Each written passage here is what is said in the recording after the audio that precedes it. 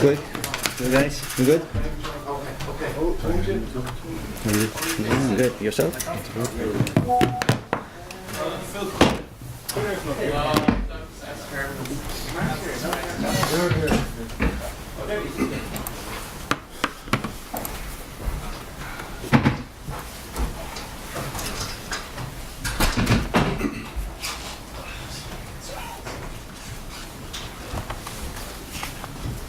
How's everybody ready? Okay guys, thanks for coming today. As you can see on the screen, we announced the squad shortly, about an hour ago, for the matches against Bulgaria in the UEFA Nations League Play-Offs, and Heimir will now talk us through a short address on the squads. Just run through the squad, just to save some questions later on. If we start with the goalkeepers, is the usual ones, so Mark and Guiwin, Max O'Leary and his spouse are expecting a kid really soon. So me and him decided that it's better for him to take this camp off. Kind of joint decision on that one. Some things are more important in life than football, and family is definitely one of those. So it gives us a chance to call in Gavin Bolsuno. I gave him a call a week back or something and asked if he would be ready to come in, and he was really excited and was more than ready, he said, to come in. So it gives us a chance. We have never worked with him, me and Gumi, the goalkeeper coach, so it will be nice for us to work with him and know his character. Right backs, that situation has changed from the past, so we have a lot of players now playing the right back position on a regular basis, high level. Matt Doherty, of course, is playing all the minutes for Wolves, been really good. Jake O'Brien, same for Everton. Been impressive since he was asked to play the right back position. And we added Jimmy Dunn as well, who is playing now for Queen Park. Been impressive as well for them. So we have both Jake and Jimmy who can play centre back and a right back position. On top of that, Dara has been asked to play on a couple of occasions for Ipswich at that position. So we are pretty well covered in the right back position. Not even Seamus is back to fitness, was in the squad against Wolves, but hasn't played for a long time. Spoke to him yesterday, and he was obviously not thrilled with not being in the squad. He wants to always to be in the squad, like everybody should, but understood it that we would select Matt and Jake. Centre back position, Scales is both injured and suspended for the first game, so we have to leave him out. Gives us a chance to call in James Abankwa, exciting player, has been playing really well for Watford of late, been man of the match a couple of occasions and really impressed us. So it gives us a chance to bring him in and see what he can do in our environment. And then Dara and Nathan is playing every minute for their clubs. The left backs, same as before. Callum and Robbie Brady, and I've said it before on press conferences, I've been really impressed with Robbie, as a senior player, how he has acted in our camps as a leader. So really happy with the left backs. We have more players like Ryan Manning playing in the Premier League. Enda Stevens is playing for Stoke now, so it's a position that we are well covered in. The midfielders, you have it here. The midfielders are more or less the same as we have had. Jason Malumbi is suspended and is ready to, if called upon for the second game. The one outside maybe that has impressed us and did in the last camp was Andy Moran. He's really close to being in our squad, and we think he's one of the players that should kind of grow with the team going forward. But at this stage, we opted for the guys you see there. The winger position has been a little bit worrying for us. So a lot of injuries for our wingers. Gio, Jamie McGrath, Sammy had an ankle surgery, and Festi as well is injured. So a lot of absentees in that position. Gives us a chance to call in Rocco Vata, who has had really good performances for Watford as well. So a guy who can win games, give us something different. Has scored a few really nice goals this season. So nice to see him in our environment. Looking forward to working with him. And then up front, usual picks. Tom Cannon is a little bit injured now, so he's not available for call-up.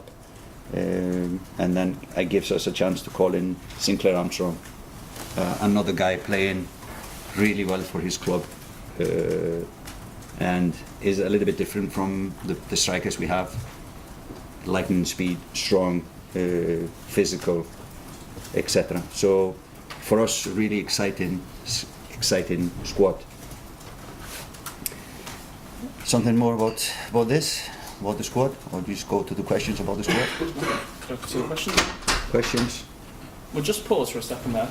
Someone has obviously just turned up. Sherry's got the racket.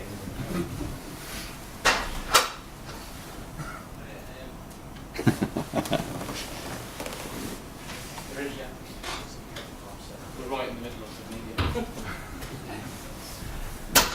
So, live press conference in here, guys, and we'll go have the newspaper huddle in the boardroom. So if you want to get started with live, I'm guessing Nathan, please. Hi, Heimir. Can you talk a bit more about Rocco Vata and his inclusion, what skill set he can bring, and was the interest from Albania a factor in his selection now? No, it's his qualities that he can bring to the table. Did well for the under-21s. Plus, like I said before, we have a lot of injuries now in that department, and he gives something different. He can be a game changer. So that is what we see in him now. He can come in and do things, amazing things like he has shown for Watford. So that's the reason. I think Sammy Smileks has started every game since he came in, and the last few games it's been Albania or Ebazele. So you talk about the difficulties there. Do you feel Vata can be a direct replacement on the wing, and do you feel you have players who can slip into those positions quite easily? Well, that's going to be exciting to see, both on trainings and then in games, what he can bring to the table. But he has the potential to become one of the good ones, the best ones. So that's what we see in him. I think it's 11 changes since the squad that you announced in November, obviously for suspensions and injuries. How frustrating is it that you haven't been able to get that settled, consistent squad that you've been looking for? That's the life of a national team coach. You will always have players missing, and like you said, Gio was always, until he got injured in the team. Sammy has played, I think, like you said, all the minutes. Seamus, of course, was in our head the number one right back. So it's nothing we can do about that, but we just continue to work. And the good thing about this is it gives other players a chance to show what they can do. So it's pros and cons. What are your thoughts on Evan Ferguson and his lack of game time? You've been willing to start him in matches even when he hasn't been playing for his club. Do you still feel comfortable starting him in these matches, particularly with Troy Parton and Adabila getting such good form? You can't hardly see in the minutes he's getting if he is really ready. So we just sit down and talk and see him on the sessions we have leading up to the games.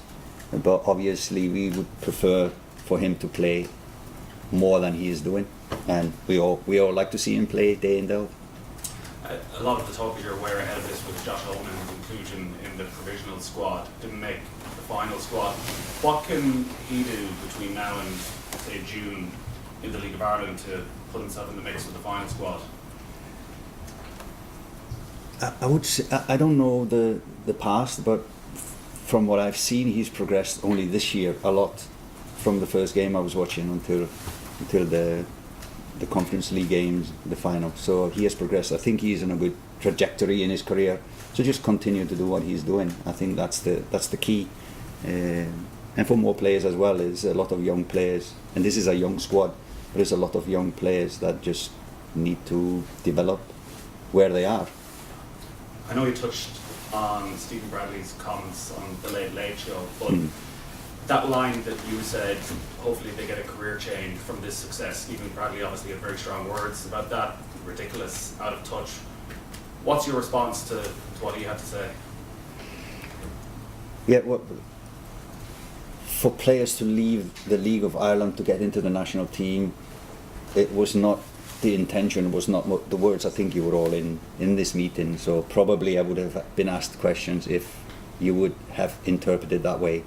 But if I said it in a way that players need to leave to get into the national team, that was absolutely not the meaning. So if I said it in a wrong way, my English is not perfect, but if I said it in a wrong way, I apologize for that. That's absolutely not my feeling. And if you look at my past as a national team coach, I've regularly taken players, domestic players, into the national team, whether it was the Icelandic League or it was the Jamaica League. I've regularly taken players from the domestic leagues, just to shake the boat a little bit and just show respect to the leagues, and especially when you do as well as Shamrock Rovers did, then for sure you're playing at the level that we are comparing with the other players. So it was not meant in any way as a disrespect to the League of Ireland. If it came across that way, I'm man enough to say I apologise for that, but it was absolutely not what I was thinking when I was saying it. So if you look back, for example, to Iceland, when I was the coach there, we did a study on players who left the League of Iceland, and half of these players came back to restart their career. They didn't make it where they were going. So it's always individual. If it works for you to go abroad, and then you need to pick a good team to grow. And it's no shame in that, coming back and restarting your career. So it's individual, if it's better for you to go or better for you to stay. But I think this is a good opportunity for League of Ireland to grow and play young players, especially when you do good in these European competitions. You will always draw attention to you and the club and the coach. So what I was saying was complimenting, and what is probably going to happen is that there will be attention, big attention on the players, big attention on the coach, and big attention on the club. And for the League of Ireland, it's a positive spiral. Now other clubs will be looking at, what are they doing? What's the club doing? What's the coach doing? What are the players doing? I want to do the same. And I think it's only going to grow the League of Ireland. Just when you're assessing players for this squad, how do you assess the players who are playing in the League of Ireland? How do they compare to the players in England? What league would you equate it to? I don't do that. No, it's individual. You look at the individuals. You can be a good player in a team that's doing badly. So it's always on an individual basis, not what the club is doing. Gavin Kearney, please. Sorry, Heimir at the back. It's a very young squad, I think. If I'm right, there's only 2 guys over 30. To what extent are you picking a squad just to beat Bulgaria, or are you guys in this squad who you're assessing with a view to the World Cup qualifier? Well, I think it's important to win these two matches, but of course the big thing is the World Cup qualifiers in September. So I would say it's a mix of both. It's a good question. It's a mix of both. We must think ahead, and we always need experience in our squad. We have pretty good experience in this squad, but we have then a lot of young players as well. A good question, yeah. And then, as you say, with half an eye on the World Cup qualifiers, what area of the team do you feel you need to develop more depth, or do you need to look at different people? Are they the winger positions, or? Yeah, now today is the wingers position. We have a lot of absentees in those. So the regulars, if I can say regulars from our past camps, are missing. So it gives a chance for others to show, and we can explore a little bit in those positions. Before it was the right back position was 2 senior players, and then there was no one else playing at a high level. So now all of a sudden it just changed, and we have a lot of players in that position playing at a high level. Yeah. So no, it's always different from camp to camp where you're looking. Yeah, and then just just lastly from me, obviously it's been a few months since the last international window. In that time, have you looked at any potential international recruits through FIFA transfer systems? Are you looking at anyone? Is there any real kind of look really now? Yeah, so I think I told you last press conference we sat. I normally try to divide my time into slots. So December, January went into the second layer of players. So there's no reason to be watching a player in December what he's doing if we are looking to play in March. So we've used our time pretty well in December and January to look at the next layer of players and the possible in the future. But I'm not going to discuss anything about possibilities in the future. But we've done a lot of work on that one, and now the FAI has just hired a new what's it called? Head of Talent ID. Head of Talent ID. So that will be his job in the future to monitor the possible players. And sorry, lastly, I know you don't want to mention any names. Could you get people in time for June? Is there like a thing that close? Could be some, but it's been a real interest from players to want to play for us, but it needs to be the quality and the right reasons. Eddie? I suppose looking at the squad, there's still an element of development, even though this is the strongest squad available for you today. If this squad was to start the World Cup qualifying campaign, would you still have the confidence that you've shown about qualifying? And as a result, I suppose, are you thankful that the qualification doesn't start till September? Yeah, we've also had this question about my time here, so I haven't had much time straight into official matches, and that gives us a little time to explore things. You need to select the best players, you think, or you cannot be thinking further ahead. Now we have friendlies in June, and hopefully we can announce that really soon. So that gives us an opportunity to look maybe a little bit further ahead and explore maybe players that haven't been with us. So hopefully we can talk about that when it comes to that moment. Okay, and just looking at the Bulgaria games, how much emphasis in your mind is on the Nations League and survival and all of that path compared to setting the tone for the year ahead and building that momentum and really emphasising that you start as we mean to finish the year? Is that what you think? I get what you're thinking. It goes hand in hand. I think winning those matches will give us much more than trying something or building something. I think this is really, for me, good opponent. Bulgaria is a good opponent to play now. They have been impressive, so it's a good opponent first to stay in the Nations League, but also to grow as a team. So it's a mix of both. But going back to them, just about Bulgaria and how impressive they have been. So we have obviously looked at all the games. So 12 games since Ilyan Iliev was hired as a coach, and they've only lost one game, and that was a real outlier away game in Northern Ireland, where they were missing, I think, five of their starters through suspensions. So it's a tough team. It's going to be a physical battle. They're compact and they're hard to break down, really hard to break down. So that's going to be a test for us. I think if we exclude this outlier, they are 0.6 goals per game. So it just shows how difficult it is to score against Bulgaria. But it's been really impressive to watch them and analyse them. Heimir, Andy Moore, you mentioned him after Wembley for that 14-15 minute cameo. What's happened? I know Stoke are struggling in the Championship, and I don't even think he was in the team there. What's happened with his progress at the moment that he's not? You don't have him. No, we just think, looking at the game we are playing, I think other players fit better to play this game.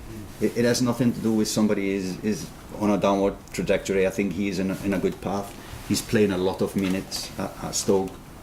Some good, some not as good as young players normally how young players normally will perform. But he has been impressive. And again, I said it, I think when I was talking about the players. He was one of the positives from the second half against England when he came in a difficult match, and he took responsibility. He was comfortable on the ball, under pressure, etc. So he is one that I think should grow with the team towards the future. Sean O'Connor. Hi, Heimir. You spoke about the League of Ireland there. Just last month, Stephen Bradley came out. He said he felt there was a little bit of disconnect between the national team and the League of Ireland. Just how would you respond to that? Well, it certainly feels that way. For me, it feels that way. At least the media, it feels like it's a fight. And I really don't understand it, because if the national team does well, it will benefit the League of Ireland. If the League of Ireland does well, I think it benefits the national team. So I think we're all in the same boat. So whatever the issue is, the past or whatever, we just need to solve that and work together towards the future. That's my take on it. Maybe it's naive, but this is how I kind of smell it. But new in the job, more or less. So I'm trying to get to know the culture. So, for example, this week we stayed in the Northwest, 2 days in Sligo and 2 days in Donegal, just talking to the clubs and the coaches and the players and getting to know a little bit more about the league. And I need to do that because I haven't spent a lot of time and I don't have the knowledge you have on the League of Ireland, so I need to catch up. But as always, you need to prioritise your time. Finally, Connor. Just on someone that's came really into the picture over the last couple of months, John Joe Patrick Finn, how close has he been to meet the squad? Well, we have been looking at him because he has gotten a lot of attention. A young player as well. He went into a new league. He has, if you have watched his games, he's had some good games, some not so good games, but definitely he is on a good trajectory, and we'll keep an eye on him. He is there, and we are watching him. Perfect. Newspapers in the boardroom, please. Thank you very much.